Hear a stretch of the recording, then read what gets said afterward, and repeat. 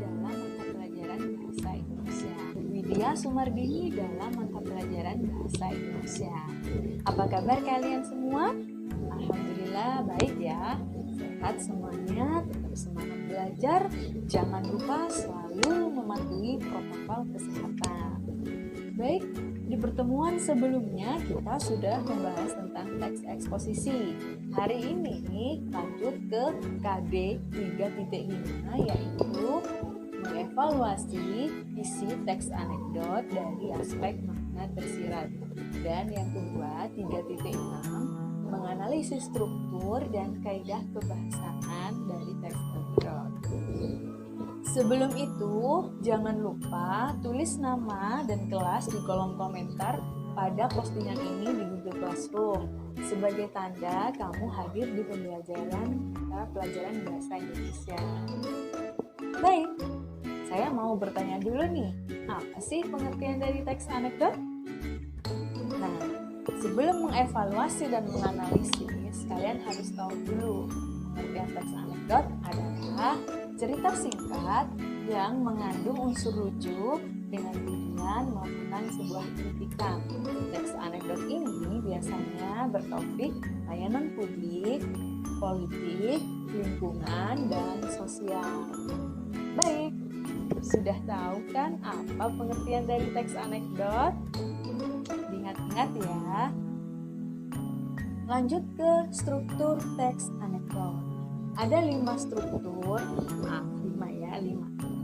Ada 5 struktur yang membangun teks anekdot. Yang pertama adalah abstraksi, dan yang kedua orientasi, yang ketiga krisis, keempat reaksi, kelima adalah koda. Abstraksi adalah terletak di bagian awal teks anekdot. Abstraksi ini menggambarkan paparan umum dari teks anekdot, ada di bagian awal. Kemudian yang kedua, bagian orientasi atau struktur teks anekdot orientasi. Orientasi ini adalah di bagian yang melatar belakangi mengapa peristiwa bisa terjadi. Nah, struktur yang ketiga adalah krisis. Di bagian ini inti dari teks anekdot, yaitu suatu peristiwa yang unik terjadi dalam teks atau yang diceritakan, atau hal unik yang diceritakan. Kemudian struktur teks anekdot yang keempat adalah reaksi. Reaksi ini biasanya sebuah penyelesaian masalah yang terjadi pada struktur krisis. Nah, yang terakhir adalah koda. Koda ini ada di akhir teks anekdot. Bisa berupa simpulan dari teks anekdot tersebut. Nah, itu tadi 5 struktur teks anekdot.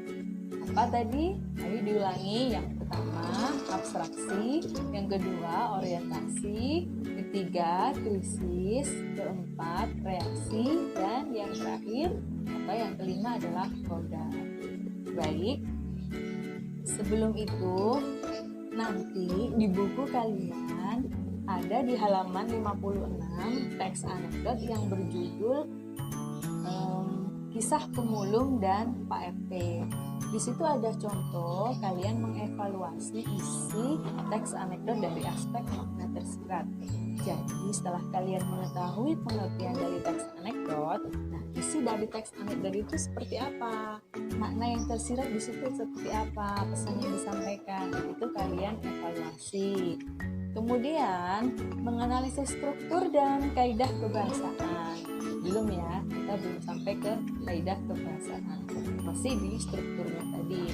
Nah, dalam contoh teks anekdot itu, kisah pemulung dan Pak RT yang ada di buku, kalian cermati, kalian tentukan nih strukturnya. Struktur yang pertama abstraksi, itu di bagian mana? Struktur yang kedua orientasi, di bagian mana, kalimatnya yang mana? Kemudian krisis juga seperti itu sama sampai ke reaksi dan koda. Itu nanti tugas kalian untuk menganalisis struktur dari teks anekdot. Nah, lanjut ya, kita ke kaidah kebahasaan teks anekdot.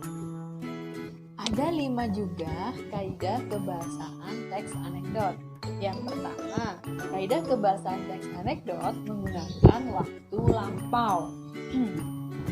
Biasanya di awal kalimat ditunjukkan dengan kalimat pada suatu hari, pada suatu ketika, pada suatu saat.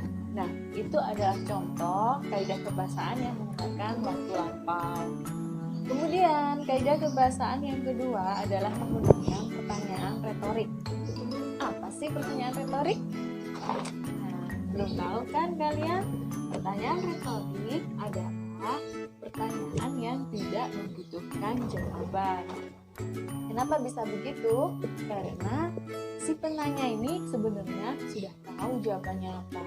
Fungsinya untuk menekankan pada kalimat. Contohnya, kamu pergi ke sekolah naik sepeda bukan? Nah, itu adalah memastikan bahwa yang ditanya pergi ke sekolah naik sepeda. Itu yang disebut dengan menggunakan kalimat pertanyaan retorik. Kaidah kebahasaan yang kedua. Kemudian, kaidah kebahasaan teks anekdot yang ketiga adalah penggunaan konjungsi. Konjungsi adalah kata sambung. Bisa antar kalimat, juga antar kata dalam sebuah teks. Dan kaidah kebahasaan yang keempat menggunakan kata kerja. Dalam sebuah teks tentu ada kata kerja, itu termasuk dalam kaidah. Kemudian yang terakhir atau yang kelima, kaidah kebahasaan teks anekdot adalah menggunakan kalimat perintah. Nah, itu dia 5 kaidah kebahasaan dalam teks anekdot. Nanti jika ada yang tidak dimengerti, silahkan ditanyakan di kolom komentar pada Google Classroom. Nah, tugas kalian nanti adalah menganalisis kaidah kebahasaan dari teks anekdot yang berjudul namanya juga nenek yang saya posting di Google Classroom setelah video ini. Silahkan dicermati teksnya, kemudian analisis kaidah kebahasaannya dari 1 sampai 5 tadi. Nah, baik ya. Nanti hasilnya silahkan diunggah di Google Classroom juga. Langsung saya beri penilaian di situ nanti. Baik, terima kasih. Sekian pembelajaran hari ini. Saya ucapkan untuk terus menjaga kesehatan, tetap semangat belajar, jangan berhenti belajar.